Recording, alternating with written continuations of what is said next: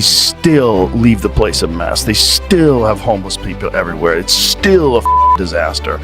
It's still a woke show of virtue signaling at every level of the government. Still.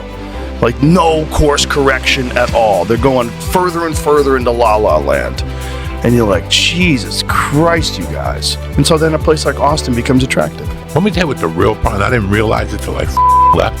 What? That everybody's too busy tapping themselves on the back. There's a lot of that. When the fires happened, those 3 women or whatever the chief and whatever, I'm looking at them and I'm like, look at them. Yeah. They all got gel in their hair. They all got a tattoo on their neck. God forbid they can't be cool for just 1 minute. God forbid. And that's the problem. Joe Rogan isn't backing down from his battle with Gavin Newsom anytime soon. The straight-talking comedian and king of podcasting just unloaded on the California governor, saying Newsom has driven the state into chaos and must be stopped before things completely implode. On a recent explosive episode of the Joe Rogan Experience, he tore apart Newsom's failed record and laughed off the governor's presidential ambitions like a bad joke. Rogan didn't pull punches. He ripped into California's decline with his trademark bluntness. So before we dive into it all, make sure to smash that subscribe button and let's jump right in. There's places that sort of rest on their laurels too much. And whenever that happens, it's easy for another place to rise up that offers something more interesting. So like Los Angeles was always Los Angeles. And like when Gavin Newsom talks about California, he's like, I'm very big on California, very bullish on California. California has all this industry. Hey, fucko, they're all thinking about moving. Thank God. The only reason why they don't move is because it's too difficult to move. And Rogan's not wrong. The exodus from California has become impossible to ignore. Families, small businesses, and even billion-dollar corporations are heading for the exits. And who can blame them? What used to be the Golden State has turned into a place people can't wait to leave.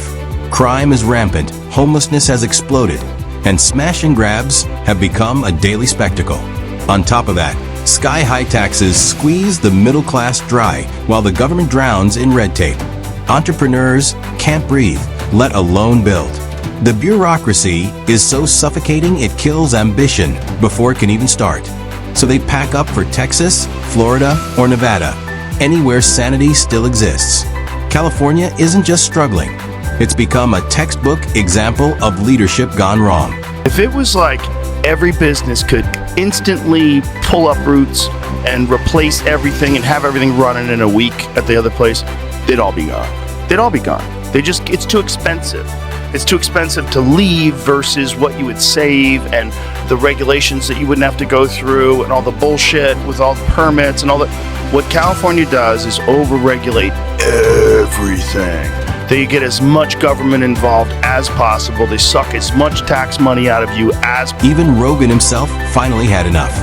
He packed up, left Los Angeles, and never looked back, joining the growing wave of escapees fleeing the madness. He wasn't the only one. Ben Shapiro and the Daily Wire team followed suit, calling California unlivable for anyone who values free speech and common sense. And they're not alone. Hollywood is bleeding out too. Producers who once swore loyalty to Los Angeles now film in Georgia, Texas, or even overseas, where taxes are lower, safety is higher, and government interference is minimal. When the entertainment capital of the world starts losing its own industry, it's no longer bad luck. It's a symptom of deep, systemic decay. The state's leaders can spin it however they want, but the empty studios and for-lease signs tell the real story. Still leave the place a mess. They still have homeless people everywhere. It's still a fucking disaster. It's still a woke shit show of virtue signaling at every level of the government. Still. Like, no course correction at all. They're going further and further into La La Land. And you're like, Jesus Christ, you guys. And so then a place like Austin becomes attractive. Rogan's biggest gripe? California's addiction to performative wokeness. Instead of solving crime or fixing homelessness, lawmakers are busy writing laws about toy aisles. Seriously, they forced big department stores to create gender-neutral toy sections. Because apparently, that's priority number one. Then they pushed a bill letting minors hide gender transitions from their parents. cutting families out of the most personal decisions imaginable. This isn't progress. It's lunacy wrapped in self-righteousness. While Newsom pats himself on the back for inclusivity, families are moving out, businesses are shutting down, and taxpayers are done footing the bill for the state's social experiments. In the end, California isn't leading the nation, it's warning it. Very reasonable. And Austin, the best thing about Austin is it's a blue city in a red state. So it's like balanced. Like this is a saying they have out here, keep Austin weird and surrounded. So Austin is surrounded by rednecks with guns, and like it keeps the tone more medium. Like the Austin liberals, they're much more just left of center people, like we are. And that's what makes the comparison to Austin, Texas, so interesting. Yes, it's liberal. Yes, it's open-minded. But here's the difference. They haven't lost their grip on reality. Austin embraces progress without drowning in ideology. They still care about business, safety, and opportunity. You don't see lawmakers wasting time on bizarre, virtue-signaling policies or strangling innovation with regulations. The result? Austin is thriving, a booming tech hub that's creative, profitable, and free. It's proof that you can hold liberal values without destroying your state in the process. California, take notes. Progress doesn't have to come packaged with insanity. But the real problem, I didn't realize it till I fucking left. What? That everybody's too busy tapping themselves on the back. There's a lot of that. When the fires happened, those 3 women or whatever the fuck, the chief and whatever, I'm looking at them and I'm like, look at them. Yeah. They all got gel in their hair. They all got a tattoo on their neck. God forbid they can't be cool for just one fucking minute. God forbid. And that's the problem. Comedian Joey Diaz joined the chorus too, absolutely torching Newsom and Los Angeles Mayor Karen Bass over their response to the Palisades fires. And when Diaz goes off, you know it's going to be brutal. He accused California's leadership of caring more about photo ops than saving homes. While people were evacuating and families lost everything, politicians were too busy staging press conferences and tweeting thoughts and prayers. Diaz's rant wasn't just entertainment, it was a gut punch of truth. Californians are tired of polished speeches and zero results. The fires just exposed what everyone already knew. The state's leadership is out of touch and out of gas. Idea, and it's great, and it's going to work. It's not working. You're right, But you're too stupid. I say, you know what? This ain't working. Their egos are so big, they don't have the heart to go, this ain't working. You're right. You're absolutely right. But I don't think it's entirely their fault.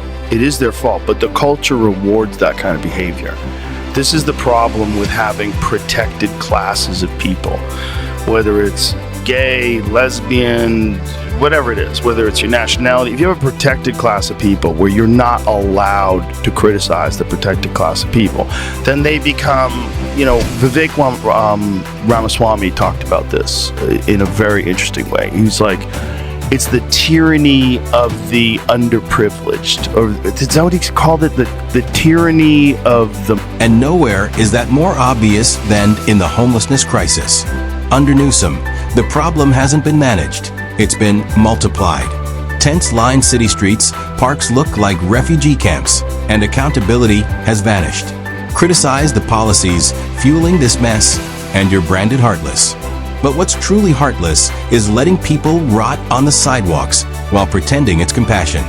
Newsom's approach has replaced responsibility with entitlement, handing out taxpayer money without solving anything. The result? More tents, more crime, and more despair. California's brand of compassion has turned into a breeding ground for dependency, and everyone's paying for it. Is that this group of people, whether they're trans people or gay people, they get above everything. Everything you do is amazing. Oh my God, you're so fabulous. Because no one wants to be thought of as homophobic or transphobic. So you pretend that everything they do is incredible. And so you're going to be the best firefighter ever. Like, can you carry a burning man out of a building? Girl, you don't have to. If he was in that building, he shouldn't have been in that building in the first place. If I have to carry him out, we got other problems. A literal firefighter said that in response to, could she carry her husband out of the... Let's get real. Firefighting, policing, surgery, aviation. These jobs demand competence, not quotas. Firefighters must be strong enough to pull unconscious victims from danger. Period. That's not bias, that's physics. Lives depend on ability, not diversity checklists. Lowering standards to meet political goals isn't inclusion, it's insanity. You can't virtue signal your way through a burning building or a medical emergency. The job either gets done or people die. Merit and strength matter, and pretending otherwise puts both first responders and civilians at risk. Equality doesn't mean erasing excellence. Be a firefighter. You shouldn't be a firefighter if you can't carry someone out of a building. If you can't run up a flight of stairs because you're 260 pounds and 5'7" and a woman. No, you shouldn't be a firefighter. You should have to be in like really good shape to be. Now, if you're some fucking CrossFit game lady who's some beast, I'm like, yeah, that lady could be. Unfortunately, the Democratic establishment has made a habit of promoting people for optics instead of capability. It's the DEI era, where skill takes a backseat to slogans. We've got politicians who sound good in interviews, but crumble when it's time to govern. Doctors more focused on using approved terminology than actually treating patients. Pilots hired for diversity statistics instead of emergency experience. And when things go wrong, ordinary Americans are the ones who suffer. The DNC can celebrate their progress all day long, but a system that prizes appearances over ability is destined to collapse. A guy and you're fucking scrawny and you never work out and all you do is smoke cigarettes, maybe you shouldn't be a firefighter. You know, maybe you can't get up that fucking flight of stairs either. It should be like, it's a physical job where you're rescuing people. You have to be able to physically carry people. You have to rescue them. Firefighters, when I was a kid, were the fucking big, brutal men. Beast. Kicking down doors. Fucking houses. They looked like former football players. There was this guy I used to play pool with, Ray the Fireman, because everybody in the pool hall, I was Joe the Comedian. Everybody had a nickname based on what you did. Ray the Fireman was a fucking house. He was just this big fucking, big Irish guy. And that standard matters, even more in professions where a single mistake can cost lives. These are not roles for political experiments or feel-good optics. They demand the very best. Take surgeons, for example. One wrong incision, one lapse in focus, and a patient's life is gone. The same goes for pilots. When turbulence turns into crisis at 30,000 feet, you don't want someone chosen to satisfy a quota. You want the most skilled, most composed expert in the cockpit. Or consider military commanders making split-second calls under fire. Or nuclear engineers managing systems that can't afford even the smallest error. In these fields, there's no room for mediocrity. Competence isn't just preferred, it's mandatory. Diluting standards to satisfy political agendas doesn't make society fairer. It makes it fragile. Because when merit takes a back seat, safety and trust go with it.